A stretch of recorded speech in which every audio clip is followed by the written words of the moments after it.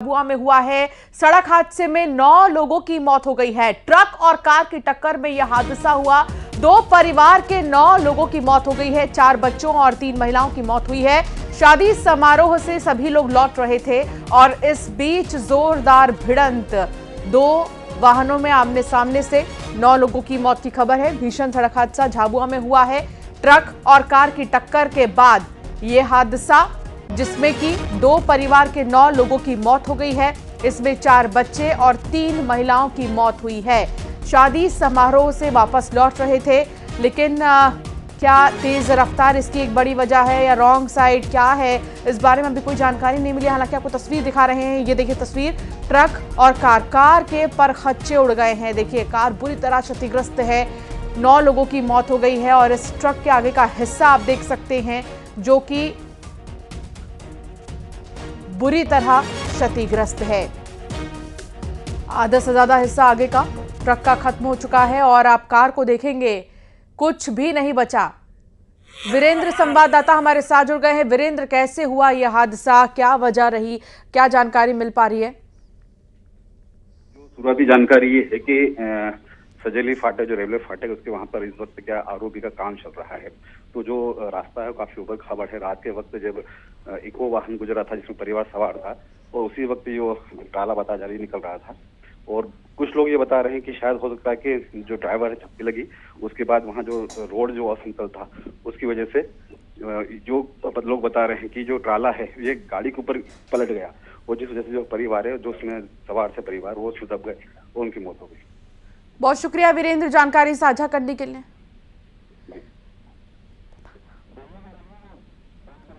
वासु हमारे साथ जुड़ गए हैं। वासु, क्या जानकारी मिल रही है? ये लोग कहां से आए थे और शादी समारोह में जानकारी अब तक ये मिल पाई है कि शादी समारोह से लौट रहे थे।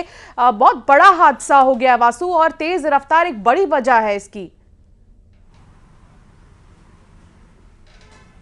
निश्चित तौर पर देखिए, मध्य प्रदेश में जो सड़क हादसे हैं वो थमने का नाम नहीं ले रहे हैं। लगातार इस तरीके के हादसे, इस तरीके की घटनाएं सामने आ रही हैं। जो झाबुआ थांदला रोड पर ये पूरा हादसा हुआ है, बहुत ही दुखद है और बहुत ही दर्दनाक ये पूरा हादसा हुआ है, क्योंकि 4 बच्चे, 3 महिलाएं समेत 9 लोगों की इसमें मौत हुई है। 2 परिवार के ये 9 लोग हैं जो किसी पारिवारिक कार्यक्रम से लौट रहे थे और उसके बाद ये हादसे का शिकार हो गए। बहरहाल रेलवे फाटक के पास ये पूरा हादसा हुआ है, तो पुलिस के साथ रेलवे की जो टीमें हैं वो भी इस पूरे मामले की जांच करेंगी और हादसे की असल वजह समझने की कोशिश जो है वो की जाएगी। प्रथम दृष्टया इस पूरे मामले में यही समझ में आ रहा है कि तेज रफ्तार इस पूरे हादसे का कारण बनी है और 9 लोगों की बहुत ही दर्दनाक, दुखद मौत जो है वो इस पूरे हादसे के बाद हुई। बहरहाल जो गाड़ी है वो गुजरात के नाम पर रजिस्टर्ड बताई जा रही है। जो नंबर गाड़ी का निकल कर सामने आ रहा है वो गुजरात स्टेट की है और आरटीओ भी इस पूरे मामले में जांच करेगा, क्योंकि ये पहली दफ़ा नहीं है। इससे पहले भी कई हादसे जो हैं वो हो चुके हैं जहाँ पे पब्लिक व्हीकल, अगर आप देखें तो वो हादसों का शिकार हुए हैं। और जब इस तरीके की जब घटनाएं होती हैं तो फिर जांच के मायने में ये भी आता है कि जो वाहन था जिसमें ये सवार थे तमाम सारे लोग, उसकी फिटनेस थी या नहीं, उसके पास तमाम कागजात थे या नहीं थे। तो ये तमाम सवाल भी जो हैं वो खड़े होते हैं और जांच के बाद ही हालांकि ये सब कुछ स्पष्ट हो पाएगा। लेकिन एक बार फिर लापरवाही के कारण ये पूरा हादसा जो है वो हुआ है और 9 लोगों की इसमें मौत हो गई है। जी, वीरेंद्र भी हमारे साथ जुड़े हैं। वीरेंद्र, ट्रक ड्राइवर को लेकर कोई जानकारी मिल पाई है क्या वीरेंद्र? और यहाँ पर अब तक कोई अधिकारी पहुंचे जिन्होंने कोशिश की जानकारी लेने की या चेक करने की कि आखिर कहाँ कितना डैमेज हुआ है, बातचीत करने की परिवार वालों से?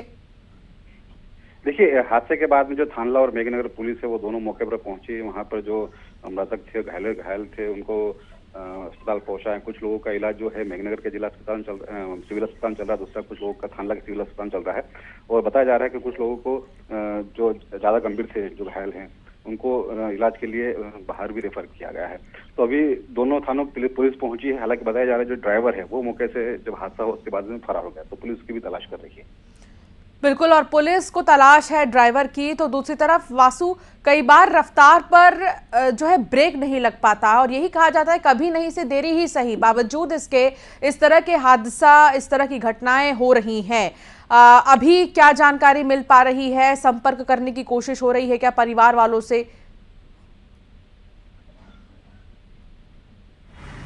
बिल्कुल, देखिए जिन लोगों की मौत हुई है उनके परिजनों को इस पूरी घटना के बारे में जानकारी दे दी गई है, सूचना दे दी गई है। शवों का जो पीएम है वो भी कराया जाएगा और इस पूरे मामले में विस्तृत जांच जो है वो की जाएगी, चाहे वो पुलिस की तरफ से हो या आरटीओ की तरफ से हो, क्योंकि जब भी इस तरीके के कोई हादसे पेश आते हैं तो वहाँ पर सबसे बड़ा सवाल, जैसा कि अभी हम डिस्कस भी कर रहे थे, यही खड़ा होता है कि जो वाहन था वो उसकी फिटनेस थी या नहीं, उसके जो स्टैंडर्ड्स होते हैं वो उनको फॉलो करने का काम कर रहा था या नहीं कर रहा था। और उसके अलावा भी अगर देखा जाए तो क्या उसमें ओवरलोडिंग जैसी कोई बात थी, क्योंकि 9 लोगों की मौत हुई है जिसमें 4 बच्चे शामिल हैं, 3 महिलाएं जो हैं वो शामिल हैं। और इस तरीके का हादसा मध्य प्रदेश में कोई पहली दफ़ा नहीं हुआ। हमने गुना का बस हादसा देखा था जहां पर एक बस में आग लग गई थी और बड़े पैमाने पर उसमें जनमाल की जो हानि है वो हुई थी। इसी तरीके के कई हादसे और अक्सर सामने आते रहते हैं और जब भी ऐसे हादसों की जाँच होती है तो जो व्हीकल है वो अनफिट पाए जाते हैं। तो क्या झाबुआ हादसे में भी इस तरीके की कोई वजह निकल के सामने आती है, ये फिलहाल बड़ा सवाल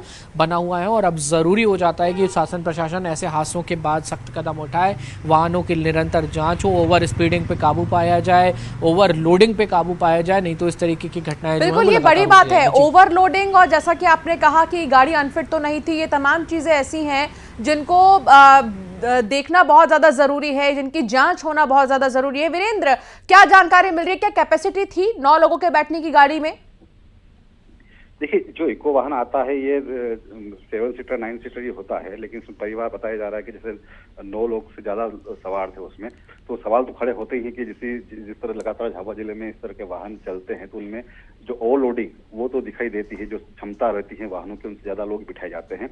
और होता यह है कि जो यातायात विभाग हो या फिर आरटीओ हो, इस तरह के लोगों पर जब कार्रवाई करता तो इस तरह के हादसे सामने आते हैं। तो ओवरलोडिंग का मसला तो है ही, और इस पे जो है आरटीओ है, अगर वो भी सख्ती से कार्रवाई करे तो इस तरह के जो ओवरलोडिंग वाले मामले आते हैं वो उस पर रोक लग सकती है। बिल्कुल, और खबर दिखाने का मकसद यही है कि सावधान रहिए, सतर्क रहिए और बचिए।